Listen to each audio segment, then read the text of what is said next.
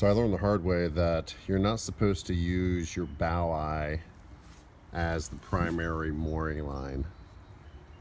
And my boat broke free when my safety line chafed on the top, and then my primary line, finally all the force and pressure during a storm, broke free. Last year I'd actually went from the single bolt bow eye to the double bolt. I upgraded to this, and I also got the wooden block from Catalina Direct, and this isn't the wooden block from Catalina Direct, but it's shaped kind of like that. Just kind of has like a little V cut to it. It doesn't come with a really significant backing plate for it, and that was one mistake I had, because essentially my nuts broke through the wood and the wood snapped in two. That's no good. I decided to go ahead and just make my own, and at first I made some out of pine. It's like new growth pine, you know, it's got really big rings on it, and it's just a little bit too lightweight for this application. So I got a piece of hardwood, some oak, and just kind of made my own backing plate.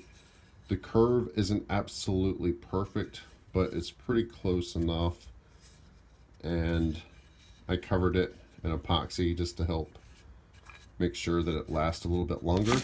And then the other thing I did this time around is actually made an aluminum backing plate that fits on top of this perfectly. So now I'm going to have a really nice backing plate to it. So my plan is I'm going to mix up some thickened epoxy, and I'm going to have thickened epoxy right here on the top side of this, between this backing block and the hull of the boat. That way I could stick it in, and I'm planning on putting enough thickened epoxy that it's going to ooze all the way around it and provide really good contact between this backing plate and the hull. It's 63 degrees this morning, so I'm able to use the slow hardener, which can be used at 60 degrees. That's really all I have. So using the 206 slow hardener with a 105 epoxy resin and 403 adhesive filler. Alright, so I ended up going with 5 squirts of epoxy, and I just put in enough adhesive filler so that, since I'm installing this vertically, I don't really want this oozing down too much, so it sticks pretty well without oozing down. Alright, there you can see I've added the epoxy.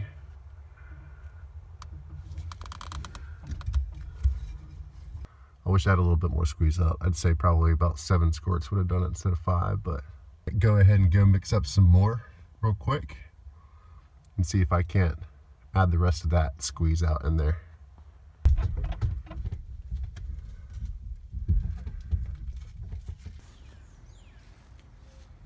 Alright, this is probably overkill, but I went ahead and I sanded down around the repair on the outside just so I could add a couple layers of fiberglass on the outside. You want to stick fiberglass to fiberglass. That's why I did that. Have a little bit of 202 fiberglass cleaner on this cloth here. So I'm just going to clean off the dust. Pour fiberglass on there. You can see the repair really well with the thickened fiberglass, thickened epoxy. It's right here.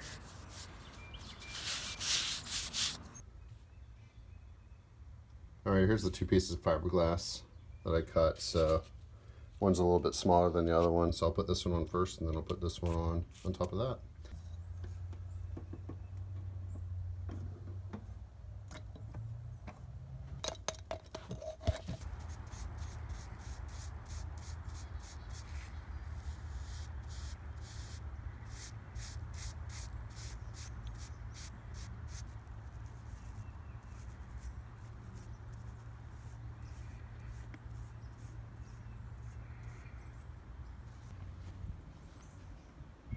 Alright, I've laid up 2 layers of fiberglass on there, and now I'm just going to wait for it to dry. We'll come back tomorrow.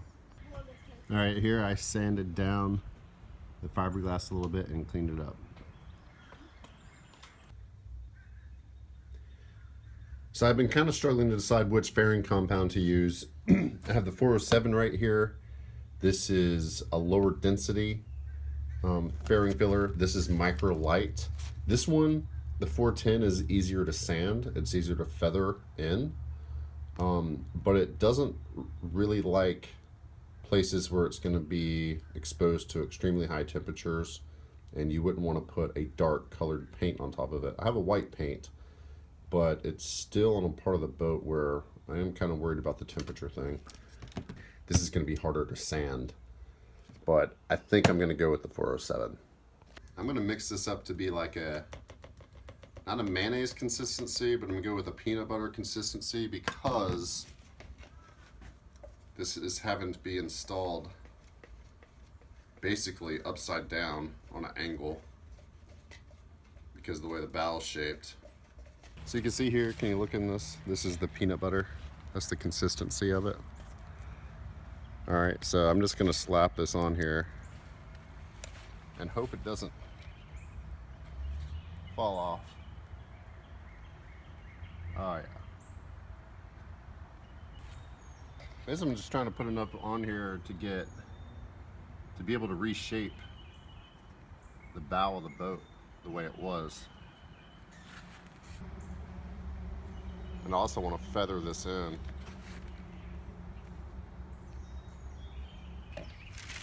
Now you can take wax paper or parchment paper, and neither one of these will stick to epoxy. So this is going to help us kind of shape it.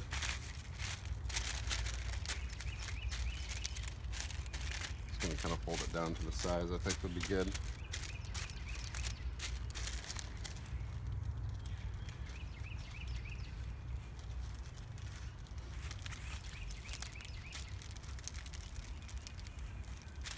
This will really help us get the shape kind of close to what we need. See if that sticks on there while I get this taped on. Cool, hopefully that gets us close. All right, so here's what it looks like right now. So one bad thing about using the 407 is it's got this dark reddish brown color. The 410's got like a really light tan color, but this stuff is harder, so I guess it's better. You can see this little wrinkle down here. I have to sand this down. We'll probably have to do another layer, and there's a few little holes and things, pinholes to get rid of. So I'm gonna sand this down, we'll see what it looks like. All right, so I'm totally regretting using the 407 now. It says that the 407 is hard to feather, and I would say it's not hard to feather, it just doesn't feather. Like there's definitely like a smooth line going across here, and you cannot get it to really smooth out because it just kind of wants to break off. I know I laid it on nice and thick because it's very peanut buttery, and maybe that has something to do with it, but you don't really have a choice when you're working on an angle like that. It's got to stay upside down. I don't really have the luxury of just flipping this boat over, so I don't know. I think what I'm going to do is continue sanding this down some, and then I'm going to come back with the 410 filler and fair in some of these little bumps in here, and just kind of put it all the way around along the edges. That way I can get a nice feathered edge. All right, so here's what it looks like with the 410 covering it. It's a much smoother.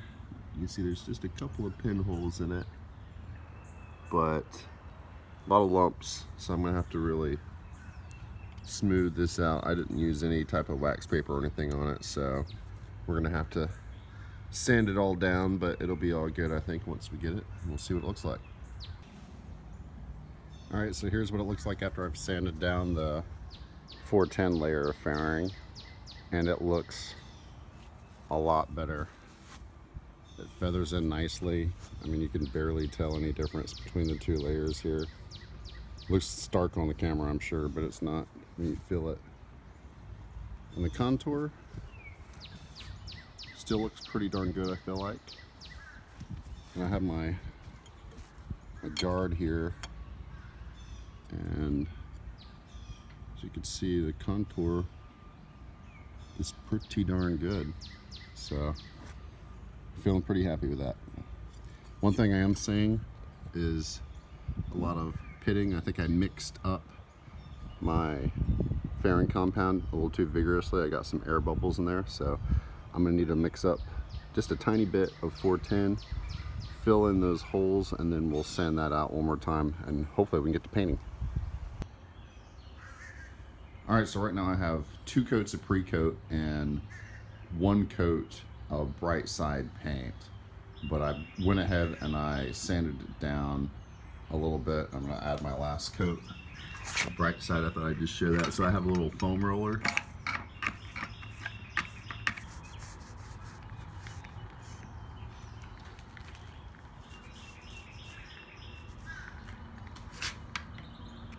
All right, and then with the brush to get out those little tiny bubbles, you'll see, just lightly.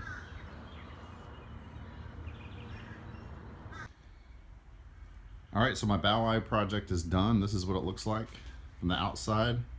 I didn't use tape to try to keep the 3M adhesive off of here, so you can see there's kind of some dirtiness here that can wipe away. But other than that, it's pretty good. I got it sealed at every single little contact point where water could get in.